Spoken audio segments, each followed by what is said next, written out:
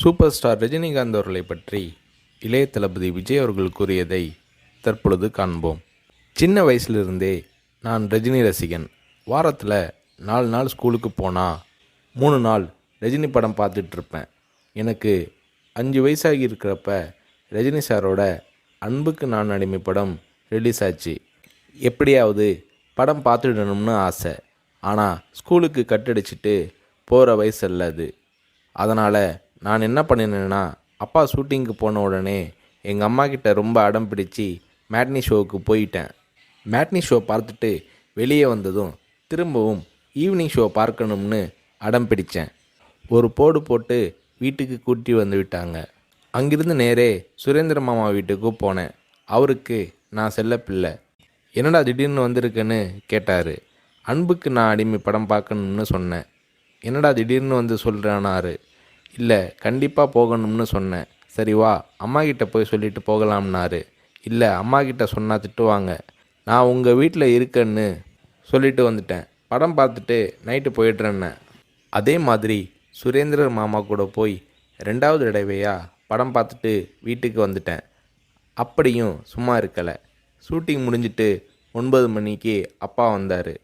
வாடா சாப்பிடலாம்னாரு. எனக்கு பசி இல்லைன்னு முகத்தை திருப்பிக்கிட்டேன்.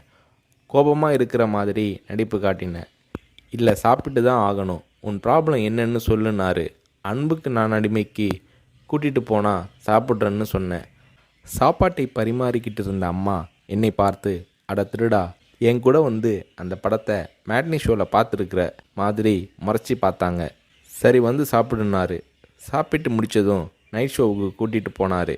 உண்மையிலேயே அன்னைக்கு மேட்னி, ஈவினிங், நைட் ஷோன்னு 3 தடவை ரஜினி சார் படம் பார்த்தேன். படம் பார்த்துட்டு வந்ததும் அப்பா கிட்ட ஒரு அன்பு கட்டளை போட்டேன்.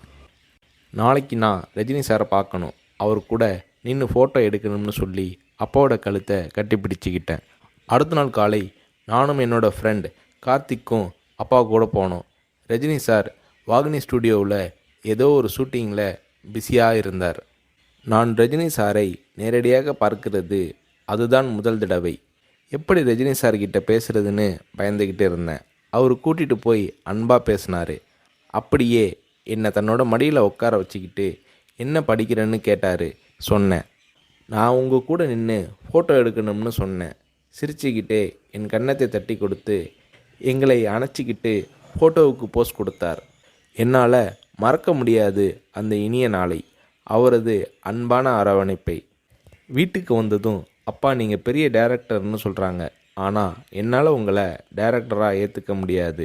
எப்போ எங்கள் தலைவர் ரஜினியை வச்சு டைரக்ட் பண்ணுறீங்களோ அன்னைக்கு தான் உங்களை டைரக்டராக ஏற்றுக்குவேன்னு சொன்னேன். அப்பா என்னை பார்த்தாரு. ஒரு ஹிந்தி படம் டைரக்ட் பண்ணுறதுக்காக எங்கள் அப்பா பாம்பே போனார். எனக்கு ஹாலிடேங்கிறதால நானும் அம்மாவும் கூட போயிருந்தோம். மும்பையில் இருந்த ப்ரொடியூசர் பூர்ணச்சந்திர ராவ் எங்கள் அப்பாவுக்கு ஃபோன் பண்ணி கூப்பிட்டதும் அப்பா அவரை பார்க்க போனார். வரும்போது ரொம்ப சந்தோஷமாக இருந்தார். ஹோட்டலுக்கு வந்ததும் என்னை கூப்பிட்டு, விஜய், நான் டைரக்டர் ஆயிட்டேனாரு. ரஜினி சாரை நடிக்க வச்சு டைரக்ட் பண்ண போகிறேன்னாரு. அந்த படம் தான் நான் சிகப்பு மனிதன். நீங்கள் நம்புறீங்களோ இல்லையோ, அந்த படத்தை நான் 17 தடவை பார்த்தேன். நடிக்கணும்னு ஆசைப்படுறியே, உனக்கு நடிப்பை பற்றி என்ன தெரியும்னு எங்கள் அப்பா கேட்டதும் உடனே அப்போதே ஒரு சீன் நடித்து காட்டினேன். அது என்ன சீன் தெரியுமா? அண்ணாமலை படத்தில் ரஜினி சார் பேசிய பெரிய டைலாக் சீன். நான் ரஜினி ரசிகனாக இருந்ததால் அவரோட பல வசனங்களை மனப்பாடம் பண்ணி வச்சுருந்தேன். அதில் ஒரு வசனம்தான் எனக்கு உதவியது. ரஜினி சார் சரத்பாபுவை பார்த்து தொடையில் தட்டிக்கிட்டு கோபமாக பேசுவாரே, அந்த வசனத்தை நான் பேசி நடிக்கிறத கொஞ்ச நேரம் அப்படியே கூர்ந்து கவனிச்ச எங்கள் அப்பா என்னை பக்கத்தில் கூப்பிட்டு, நாளைக்கு உனக்கு மேக்கப் டெஸ்ட் எடுக்கிறேன்னாரு.